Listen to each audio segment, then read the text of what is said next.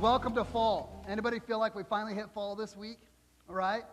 Like, what do you love about fall? I asked some friends this week. I said, what do you love about fall?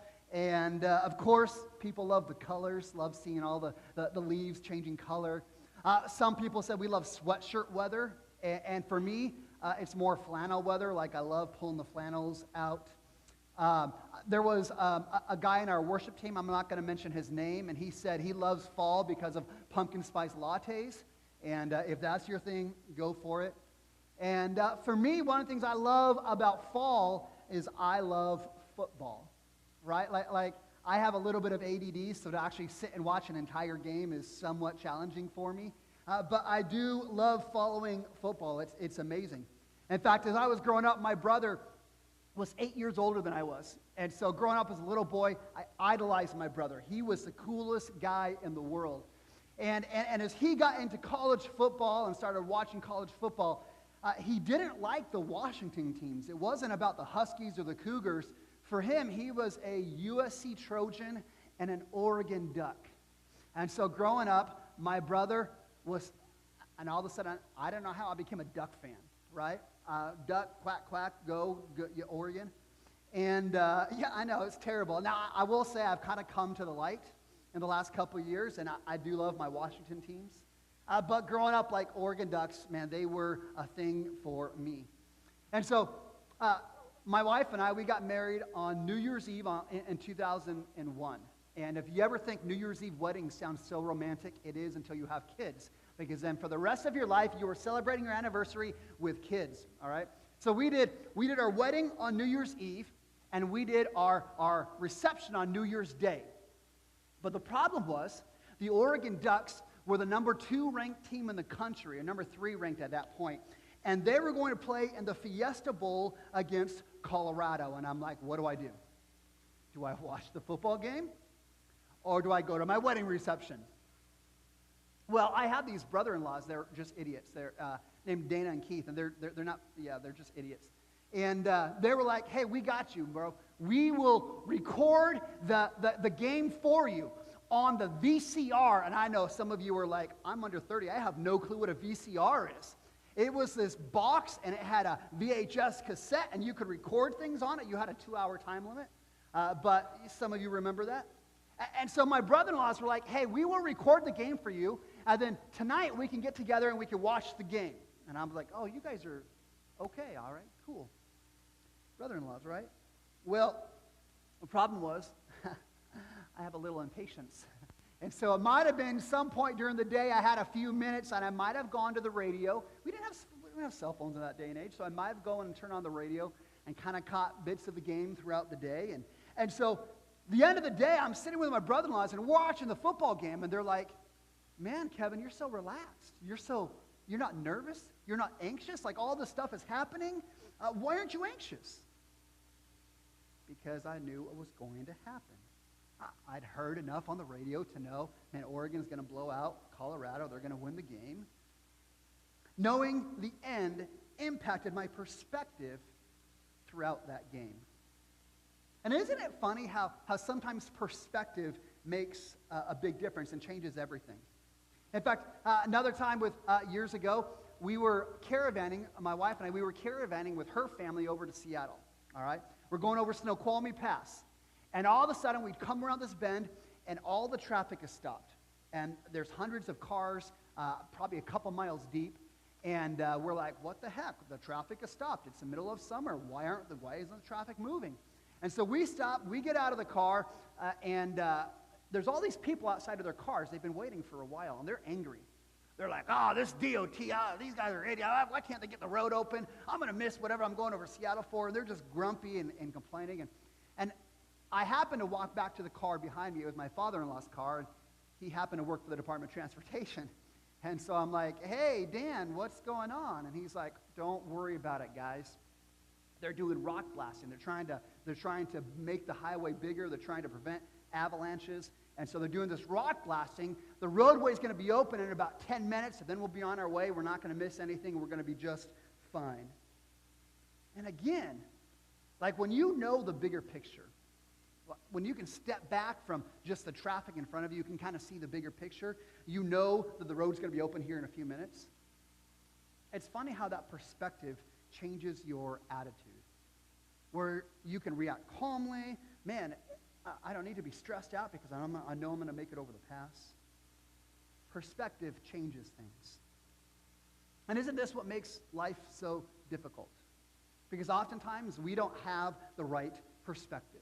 I mean, you've heard that saying, you miss the forest because of the trees. Where you're going through life, and all you can see is the cars backed up for a couple miles. And you're like, I don't even know what's going on.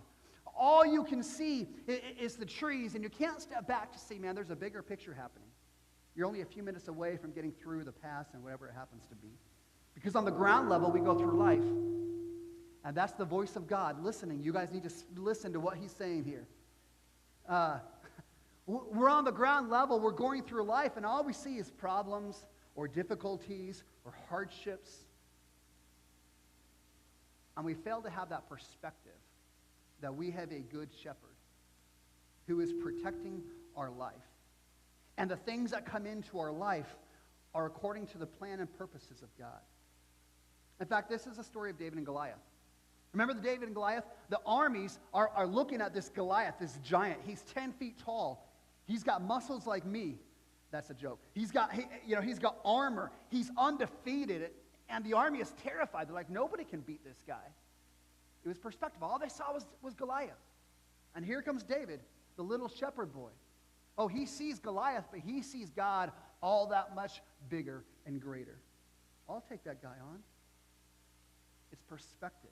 Perspective changes how we view hardships and difficulties that come into our lives. We are in a series that we're calling I Am, where we're looking at these I Am statements that Jesus made in the Gospel of John. And how Jesus takes these statements and applies them to everyday situations, applies them to our own brokenness and areas of need. So we saw the first week, he said, I am the bread of life who satisfies the hunger deep within our souls. We saw Jesus say, I am the light of the world that will guide your path and guide your life. He said, I am the door that leads to salvation and the door that leads to abundant life. And last week we said, Jesus, if you're the door that leads to abundant life, how do you do that? And we saw he is the good shepherd who protects us and lays his life down for us so we could find that abundant life. And today we are looking at this passage that Corey read for us where Jesus says, I am the resurrection and the life. Now, a little bit of context, always got to look at this. Jesus had been in the city. He'd been doing ministry in the city until the religious leaders got angry with Jesus, and so they're causing all these problems. And so Jesus is like, hold up, it's not my time. So Jesus moves out to the countryside. He's doing ministry in the countryside, and it's at that point he gets word in John chapter 11 about some friends of his. There's a family that you may be familiar with, Mary and Martha. This is a family that Jesus knew well. In fact, Luke chapter 10 tells a story that we all probably have heard before, where Mary and Martha, Jesus has come to their house. And remember the story, Martha, she's up busy. She's cleaning. She's doing the dishes. She's making some coffee. She's doing all this stuff. And Mary, she's just sitting down to the foot of Jesus, just hanging out with Jesus. And Martha comes up and it's like, Jesus, tell my sister to get up. She's lazy. I'm doing all the work. Tell her to get up and help with this stuff. Help her vacuum or whatever. And Jesus says, well, Mary has chosen the good portion that can't be taken from her. This is that family. They had a brother named Lazarus. In fact, some commentators say Jesus had such a close connection with this family, with these sisters and brother. They thought maybe he grew up with them. We don't know for sure, but maybe that's why they had such a close relationship. Regardless, Lazarus is sick, and it's like a bad sick. It's like, this isn't just a cold, but like it's pretty bad sick. And so the sisters are worried, what are we going to do? Our brother, he might die. They're like, oh yeah, Jesus. Jesus, he's a healer. He's a miracle worker. He loves us. So they send a message to Jesus. Jesus, come quickly. Hurry, Jesus. Lazarus is sick. Come do something about Lazarus. And here's where our story picks up. We're going to read John chapter 11, verse 5. It says, Jesus loved Mary and Martha and Lazarus. Verse 6, so he stayed for 2 days. And I'm like, what? Like I expected to say Jesus loved Martha and Mary and Lazarus, so he got up right away, went out and fixed the problem and healed them. But that's not what he did. He stayed for 2 more days, and I'm like, why? Like he just said he loved them. Why didn't he do anything? Drop down to verse 15. They're going to get word that when Jesus finally decides, hey, we're going to go see Lazarus, they're going to get word that Lazarus has died.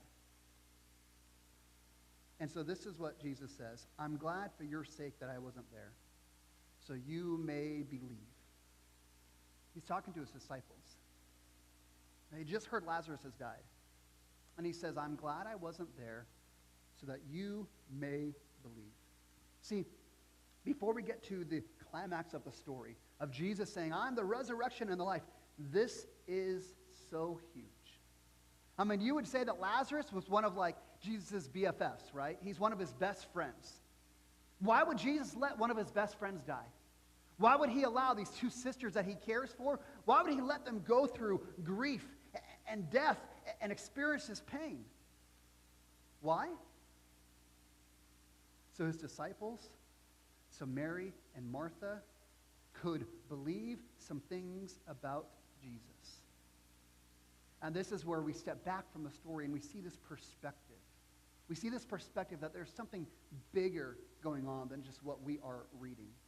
That God is working behind the scenes to accomplish even greater things. Again, this is where like we got to understand. Jesus said, I am the good shepherd, which means he lays in front of the gate into the entryway into our lives, which means nothing happens in our lives. Nothing happens without God having a plan and a purpose for it. Now, we get the picture of reading it in the story. Mary and Martha, they didn't have that benefit. They didn't see this bigger picture. They couldn't see that, but it's there. He says, so that you would believe. And this isn't just the disciples believing something. This is us today. Whether you are a Christian, whether you are seeking, whether you're one of those people that's been hurt because, man, I feel like things haven't done the way that I thought God was going to work out. This story is meant for us to believe, to help us to believe in who he is and what he says. So here's the story, verse 17. It says, when Jesus came to the tomb, he found Lazarus had been in the tomb for 4 days. Now, what's significant about this is in their culture, they believed that your spirit would hover around the body for like the first 3 days. And on the 4th day, that's when the body begins to decay. And so at that point, the spirit would leave and go off into the afterlife. And the reason that John includes this is he wants us to know, like Lazarus, he's not like kind of dead. No, he's like dead. Like he is really dead. The spirit is gone. Lazarus is dead. So Jesus comes, and Mary and Martha, they're at their house, and they've got lots of friends that have come to visit them and comfort them. In verse 20, it says, when Martha heard that Jesus was coming, she went and met him, but Mary, she stayed in the house. Verse 21, Martha said to Jesus, Lord, if you would have been here, my brother would not have died. How many of us have ever asked a question like that? And maybe you're afraid to actually acknowledge, oh, I can't talk like that. How many of you ever thought a question like that? God, how could you? God, where were you? God, why did this happen? God, why didn't you stop this? I mean, we think about this, and I put myself in Martha's shoes, and I'm like, Martha, I find Martha, I'm like, God, I loved you. Jesus, I loved you. Jesus, I prayed that you would do something. I believed in you. I followed you. I served you. So where were you? Where were you when my loved one died? Where were you when the marriage dissolved? Where were you when my parents divorced? Where were you when he became an alcoholic? Where were you when I lost my job? Where were you when my child went astray? See, This is one of the reasons why I love actually being able to teach the Bible. Because it's real. The Bible's real. I mean, we have this misconstrued picture that as a good Christian, we don't struggle, we don't cry, we don't doubt, we don't express inner feelings. But here's Martha. She is literally laying out her hurt, laying out her anger, her disappointment to God. Jesus, where were you? Jesus, if you would have been here, my brother would be alive, and I'm hurt, and I'm angry, and I'm letting you know that. And you know, Martha, she's not the first person to express this kind of thing to God. In fact, King David, the greatest king in Israel's history, he wrote song after song after song filled with sorrow and disillusionment and frustration and doubt about what God was doing. And guess what? We call that Bible. That's the Psalms. That is David saying, God, where were you? God, what are you doing? God never reproved David for that. And Jesus doesn't chastise Martha for her question, God, where were you? In fact, we're not going to read this far, but look down at verse 33. John 11:33. Mary, she comes to Jesus, and it says this, when Jesus saw her crying, and the Jews who were with her were crying, he was deeply moved in his spirit and troubled. Commentators say that this idea of being deeply moved was actually like a indignation. It was anger. It was kind of like a snort. If you could picture like an angry bull. Jesus is angry. He sees the death.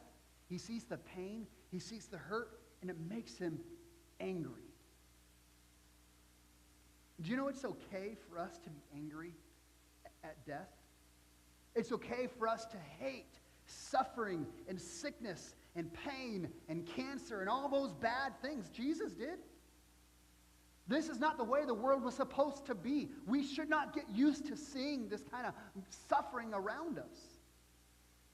But not only does Jesus get angry about it, verse 35, shortest verse in the Bible, Jesus wept. Everybody say that to me. Say, Jesus wept. Ready? 1, 2, 3. You just did a memory verse. How great was that, right? Your first memory verse. All right. This is Emmanuel, God in the flesh. This is God incarnate, the creator of the universe. And it just said that he is weeping with these two broken-hearted sisters. Can you grasp how huge that is? God, the creator of all things, is weeping with these two sisters. And I read that, I'm a little bit confused because I read the end of the story. The end of the story, Jesus is going to raise Lazarus from the dead. And I'm like, Jesus, you show up. You know you're going to do that. Woo! The Spirit of God. What was I saying? I'm a little confused because I'm like, Jesus, you know you're going to raise Lazarus from the grave. You know that's going to happen. Why don't you just tell the sisters, girls, it's okay, don't cry. I'm going to fix it. Don't worry, girls, your brother's going to walk again. Why does he come in, and instead of trying to fix it, why does he come in and just simply weep with them? Be angry with them. Sympathize with them. So you may believe. Jesus wants us to believe some things about him. He wants us to believe that he understands how we feel. He knows how we feel. He wants us to believe that when we are suffering and struggling, that he moves with compassion towards us in our suffering, in our difficulty, in whatever it happens to be. I mean, your pain, it might be temporary, but Jesus wants you to know, I come to you and I weep with you. This is why in Hebrews it says we have a high priest who understands our feelings of our infirmities. He shares our sorrows. So what is that weight that you're carrying? What is that burden? What is that wound? Listen, I want you to know Jesus is not oblivious to it. He weeps with you. He feels it with you. He cares about you. But it doesn't mean he's going to fix it. In fact, I was reminded a number of years ago when our kids were little, one of my boys played on a soccer team. And we played in this soccer league. And the thing is, like, there were some of the teams in this league that some of those boys, that's all they did is play. They played year-round soccer. And our team, we're like, hey, we're just going to get some boys together to have some fun, and we're going to play in this league, and it's going to be wonderful. It wasn't wonderful. It was terrible. Those kids got beat it was terrible. They lost by so many. And then sometimes when you're playing with kids are mean, right? And so our kids are out there, they're just having fun, and these other kids are like, you guys are terrible, you guys stink. And man, it was horrible. And I'll be honest, like, as a little bit of a protective dad, man, I had some urges to fix some things, right? My son's like, hey, can we just quit? Because this isn't fun. We're not winning any games. I'm like, nope, we're not going to quit. And there was a part of me that wanted to run out on the field and tell some little 9-year-old boys where they belong. I'm like, you guys aren't the greatest thing ever. Look what, it's going to protect my son. But it took discipline for me not to do that. Why? Why wouldn't I go and fix the problem that my son was dealing with? Because if I went and fixed every problem that he dealt with, he never would have grown into the potential he had. It would actually stunt his development if I went in and solved every conflict that he dealt with. Prevent him from maturing. So I had to temper my intervention so that he would grow through some things and learn some things. Listen, you might feel Jesus is too passive in your trials. Is it possible that we have a limited perspective? That what we feel is a delay or a struggle or whatever it happens to be, perhaps it's for our development. Perhaps it's for our benefit.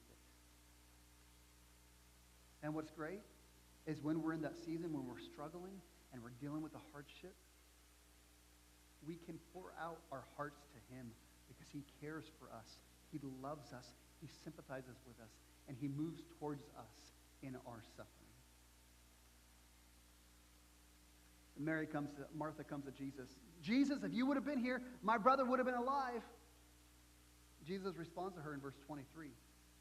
He says, your brother will rise again. She responds in verse 24 and says, I know he'll rise again in the resurrection of the last day. I mean, Martha comes in and Jesus says, your brother's going to rise. And she's kind of like, great, Jesus, you're giving one of those religious cliches. And we use those religious cliches all those times, right? Somebody dies and we're like, oh, it's okay. They're in a better place. Oh, it's okay. They're not suffering anymore. And we're kind of like, thanks for the religious cliche. And there might be some truth in it, but that doesn't do anything for me in my pain here and now. I'm suffering because of this death. What about right now? Jesus, you got any words for me for right now? Not just some future hope that he's going to be resurrected in the end of times, but what about right now? And this is where Jesus says in verse 25, I am the resurrection and the life. See, here's Jesus, God in the flesh, the Son of God, weeping in their pain. He doesn't say anything about the miracle that's about to happen. He doesn't give a consolation. He doesn't say, oh, she's going. He's in a better place. He turns attention to himself and makes a statement about who he is. I am the resurrection and the life. That your brother rising again, that resurrection that's going to happen in the end times, it's true. But the power for that resurrection, the power from that, it's not some distant power. It's not something of the end times. That power of the resurrection is right before you. I am the Son of God. I am God in the flesh. I am the resurrection and the life. I am the power of God. And as the resurrection and the life, he continues in verse 25 and says, whoever believes in me, though he dies, yet shall he live. Now let me clear, like that doesn't mean that Christians are not going to die. If you believe in Jesus, oh, you're not. No, Lazarus believed in Jesus, and he died, and then Jesus resurrected him, and guess what? Lazarus died again, right? He's not hiding out in some cave waiting for to be uncovered in the next Indiana Jones movie, right? I mean, it'd be a good movie, but that's not what's happening here. Lazarus died again. Disciples, guys that followed Jesus, that helped plant churches, that created the movement, guess what? They died. And as Christians, our bodies will die, but we have this promise that even though we die, yet shall we live. Which gives us this belief that Martha had, though there's going to be this end-time resurrection where our body's going to be resurrected, glorified bodies. And that sounds pretty wonderful right now. Jesus says, even if they die, they will rise again. And then verse 26, he says this, and everyone who lives and believes in me, they shall never die. Which means as Christians, this physical death is not the end. That our body might die, but the spirit, the core of who we are, lives on forever with Jesus. This is where the scripture says to be absent with the body is to be present with the Lord. In fact, I read one commentator this week, and he said, how do we understand this idea that Christians shall never die? And he described this as a life of fullness, right? Like maybe for you, sometimes you can imagine. Can you imagine in your mind those moments? Maybe it's in music or in worship, right? Maybe those moments where you're just having really good fellowship with family or friends. Maybe it's the moments when you're out in nature and you're just awed by the very nature of God. You feel His presence and you're like, God, you're amazing. Like those are passing moments. Those are fleeting moments that surpass the beauty and give you peace. Those moments are glimpses of the way things are supposed to be. They're glimpses of eternity, of beauty, of the presence of God, with no death, no decay. This is what Jesus is pointing to. He says, I'm the resurrection of the life. I am God. I'm the power of God. I'm not some distant, foreign future, but literally I am the power of the resurrection right before you in the here and now. That the power that raises Lazarus from the grave, you have the ability not just to believe in the future, but you have the ability to know that power personally in the here and the now. We might struggle. We might deal with heartbreak and devastation and grief. But the power of God to raise from the dead, to give life, is available to every one of us in Jesus. That is hope. That is hope that this is not the end, that there's something greater in store for us. Now, the hard thing is, if we're going to be honest, sure, Jesus has the power of God, and we believe that, and He could give a miracle, He could fix the problem, whatever happens to be, but it might also be that God has a different plan for your situation. It might be He's simply going to be present with you and weep with you. It might be, hey, I'm going to walk you through some stuff to strengthen you, to develop you, to grow you, to mature you. But you have this picture that Jesus says, I'm the resurrection and the life, because He wants us to know that we have the ability to know personally the power of God in the present, in the here, and the now, to give hope, not in the future, but today and whatever we are dealing with. And He ends in verse 26. And again, remember, this is what it's all about. He says to Martha, do you believe this? Again, this is what it's all about. Jesus says to the disciples, to Mary, to Martha, to you and I want you to know some things about me. I want you to believe some things about me. That we're in the middle of the trees, when we're dealing with a limited perspective, that we can't see the bigger picture. Jesus shows up because He wants us to believe something. To believe that He cares for us. To believe that He loves you. To believe that He is God in the flesh. To believe that He is the resurrection and the life. And Martha's response, verse 27, she said to Him, yes, Lord, I believe that you are the Christ, the Son of God, who is coming into the world. Yes, Jesus, I believe it. You are the resurrection and the life. And what's amazing?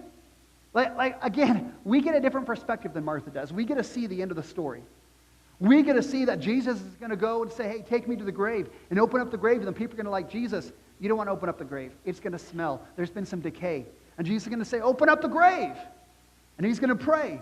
And when he's done praying with a loud voice, he's going to say, Lazarus, come out. And Lazarus, the dead man, is going to walk out of the grave alive. Like, we have that perspective. That's the end of the story. Martha didn't know that. All she had was the love of Jesus, who came and wept with her in her grief. All she had was the words of Jesus when Jesus spoke and said, I am the resurrection and the life. Which means despite her grief, despite her disappointment, despite any doubt that she harbored in her heart, before the miracle ever happened, before there was a nice tidy bow and everything finished with a nice happy story, there was enough for her to say, I believe that you are the Savior. I believe that you are the Son of God. This is why we say faith is an action. Because faith is not the absence of doubt. Faith is a choice. Faith is a choice that says, I choose to trust. I choose to believe. I choose to believe you are the good shepherd. That you breathe things into my life to make me stronger. And I may not see the bigger picture, but I believe that you are there. I believe that you are God in the flesh. I believe that eternal life is found in you. See, Martha, I don't see Martha having all of her doubts solved, everything all figured out. She goes from walking from, Jesus, where were you? If you would have been here, my brother would be alive. And before there's a miracle, before there's a nice tidy bow, she has enough faith to say, but I still believe that you are the Son of God. See, that response, do you believe, is a choice by faith. I choose to believe despite my doubts. Like, I don't know about you, I was thinking about it this week. Like, I think airplanes are fascinating. I'd love to fly an airplane someday. Now, I'll be honest, I don't really know how airplanes work, and I don't really want to learn the science of it. I just don't care that much. But every time I get in an airplane, guess what? I have faith. The pilot is going to take off and fly me through and land me where I'm supposed to go. I don't understand it all, but I choose to believe anyways. And this is where we look at life and we look at God and we're like, God, I don't understand everything. And there's that question from Jesus. Do you believe? In fact, I think the summary for this passage is simply this, that our perspective shifts when we believe that Jesus loves us and his resurrection power is available for us to know personally. That God is not some God off in the cosmos waiting for the end times to solve all the problems, but actually the power of God is available to us to be known in Jesus. How would your perspective change if you believe that nothing happens without God having a plan or purpose? Which means no hardship, no suffering, no difficulty, no grief. These things are not random circumstances of the universe. This isn't karma. This isn't God punishing you. This isn't God not caring about you. That whatever circumstance you are in, even when you don't understand it, even when you can't, when you struggle to see the purpose behind it, that if we could pull back the curtain, if we could open up the hood, if we could get above our limited perspective and see the whole picture, that we would understand that God is at work. That God is doing some things so that we might believe. So that we might be stronger. So we might be prepared for something greater. And so I come back to that question. The question that Jesus asked his disciples and Jesus asked Martha, it's a question I want to ask you. Do you believe? Do you believe that God loves you and cares about you? Do you believe that God moves toward your hardship and weeps with you and comforts you and is present with you in whatever circumstance you are in? Do you believe that Jesus is the resurrection and the life? That the power of God to raise Lazarus from the grave, to raise Jesus from the grave, is available to you in a relationship with Jesus Christ? I think we blew up.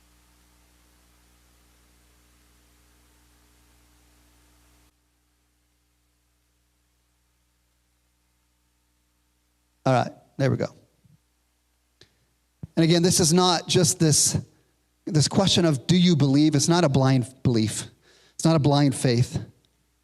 You see, in order for Jesus to promise that we would never die, that he is the resurrection of the life, the only way he could make that promise is he had to die in our place. This is what Jesus said in the garden. He said the consequence for sin is death, because sin separates us from God, and God is the source of life. And listen, this is a message of Christianity, and this is what separates Christianity from every other religion in the world. Is on the cross, he who knew no sin became sin for us. That God placed our sin upon Jesus, and he took on the punishment that we deserved. Place it on him. By his stripes, we are healed. You see, Jesus is going to break up Lazarus' funeral by starting his own funeral. He is a resurrection to us because he first became death to us. In fact, there's a story of a dad and a daughter driving down the road. Daughter's in the back seat. She says, Dad, there's a bee. Dad's up there and he's like, oh no, she's allergic to bees. So rolls down all the windows and tries to swat the bee out. That's what we do, right? Oh, I'm going to get the bee out, and the bee doesn't get out. So Dad pulls over, takes his hand, and he traps the bee between the glass and his hand. Pulls his hand down, bee flies away, and little girl, Dad, the bee. The dad opens his hand and says, the bee won't hurt you anymore. And shows a stinger in the palm of his hand. You see, on the cross, Jesus took the stinger of death in his hands, so that even though we walk through the valley of the shadow of death, that stinger is not left for us. It's what he's done. In response to that, the question for us this morning is, will you believe? Will you believe in what Jesus has done for you? That he is the resurrection and the life. Because I tell you what, when we are willing to believe that, we're willing to say, I may have my doubts, I may have my struggles, but I am choosing to believe. I'm choosing to believe that you are who you say you are. I'm choosing what Romans says, that if we confess with our mouth and believe in our heart that Christ has risen from the grave, I'm choosing to believe that. That's when our perspective begins to shift. Where we go through that hard thing, whatever it happens to be, and we are not alone. We know that God is with us to carry us through. We know there's a purpose behind it. We may not understand it, but we can believe it. And we know that no matter what we are facing, that the power of God is available to us in Jesus. That maybe it results in Jesus raising Lazarus from the grave. Maybe it results in God repairing the marriage. Maybe it results in whatever it happens to be. But we know that power is available in him.